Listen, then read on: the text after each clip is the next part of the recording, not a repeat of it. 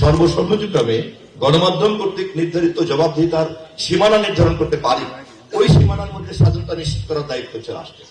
অতএব জবাবদিহিতার সীমানা নির্ধারণ করবে গণমাধ্যম, স্বাধীনতা নিশ্চিত করবে রাষ্ট্র।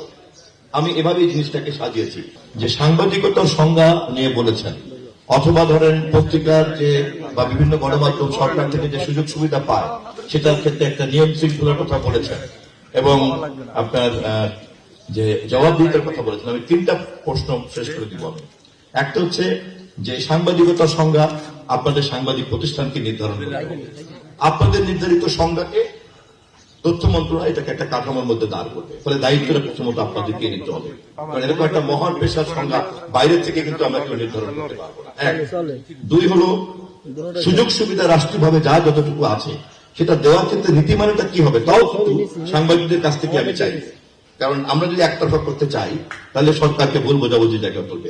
সে ব্যাপারে আমি ইতিমধ্যেই আমার সচিবকে বলেছি যে তিনি প্রস্তাবনা তৈরি করবেন। আর স্বাধীনতার ব্যাপারটা